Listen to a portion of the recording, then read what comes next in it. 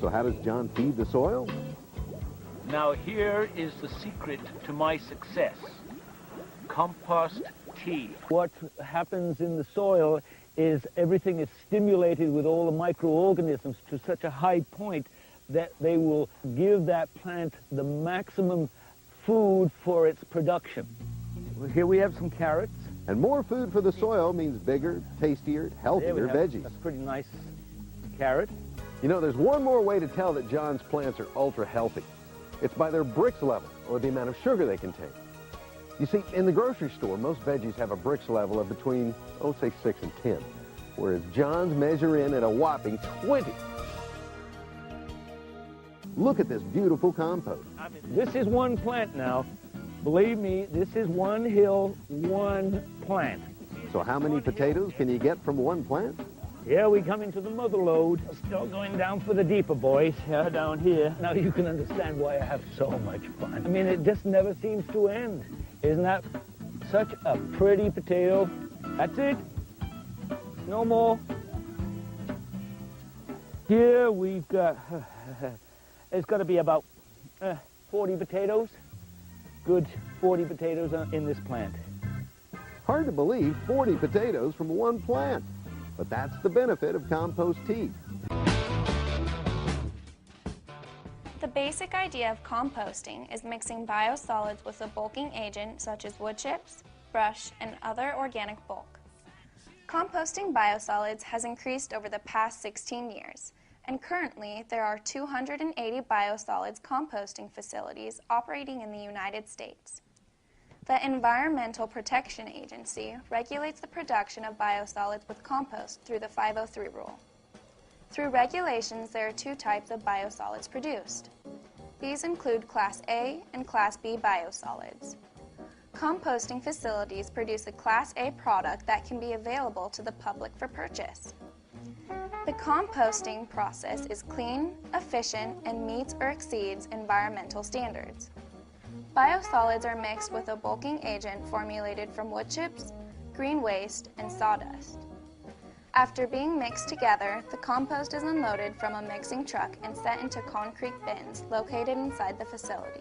Each day, an agitator aerates and restacks the mixture of compost as it moves forward down the bin. As the compost is moved down the bins, it heats up by biological decomposition to maintain desired temperature. The standards set forth for pathogen reduction require a minimum of 104 degrees Fahrenheit.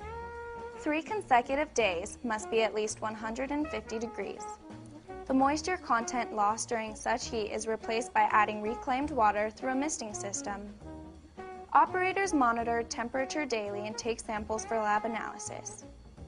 Air is drawn through vents and pumped up through the compost to supply oxygen for microorganisms and to provide a means for temperature control. After 21 days, a walking floor discharges the compost to a conveyor. It is then screened to take out oversized material in the compost. The screened compost is then cured for 30 days and then sampled to confirm pathogen reduction. The compost produced is approved for use in schools, parks, golf courses, and gardens.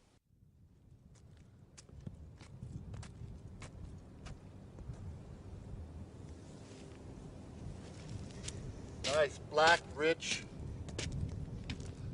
really good on your lawn.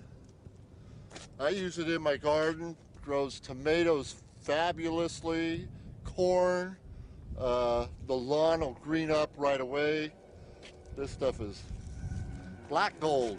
Biosolids are also disposed of at landfills.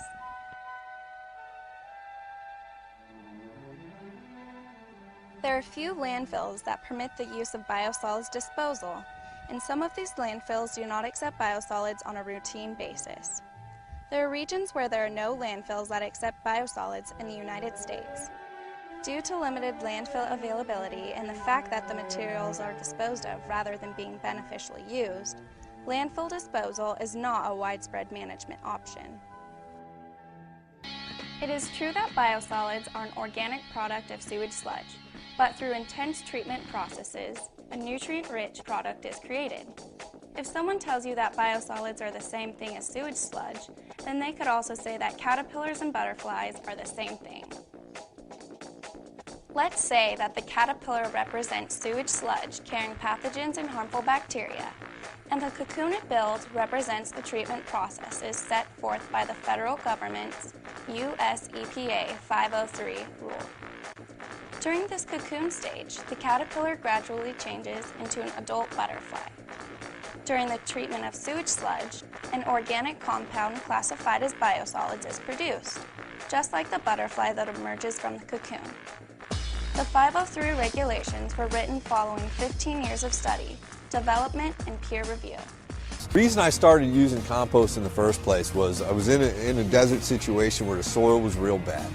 And we went out and we did a bunker project. And so we took all the sand out of the bunkers and we spread it across the golf course. And so we put all this mineral matter out there. And I said, okay, well, we've got really no good soil here, and we just put a bunch of mineral matter. We ought to add some organic matter and see if we can create something that acts as a soil, you know, mineral matter and organic matter. So we jumped on the compost at that time. And then the response that we got was just really dramatic. We use it as a soil conditioner as much as anything else. So while we do count and consider the end values, we're also using it for all of its other benefits. Their process of composting is very detailed and very controlled from a quality standpoint, and it's all air dried. So therefore it's naturally loaded with a lot of healthy biological and beneficial bacteria and microbes and so forth. And so we believe that when we put it into our profiles, that we get things kind of started and fired up. You know, it's kind of igniting the furnace, if you will, of microbial activity, and we see a lot of benefits of that, in particular thatch decomposition, organic breakdown. What I would say about the disease resistance is I believe that with organic compost as part of our program, we build a really healthy plant, and one that is just naturally more resistant. We just feel like their composting process is really unique and second to none. The difference is that we feel like their aerobically composted process gives us a richer compost, one that is more biologically active, that transcends or translates into better decomposition of thatch and organic matter. Once we've been on the program for a couple of years, that we've broken any thatch problems that we have down to a very manageable, year-by-year manageable level. And we also find that we have a very hardy plant, one that's very deep-rooted, drought-resistant, and stands up well to traffic. The product consistency is always 100%. And the result is very reliable. The product that we get across the season when we include this in our program is something that we can count on and something that provides a surface that our members enjoy. The benefits of conditioning your soil with this stuff a couple times a year minimum is not something that really can be debated, and the results are out there.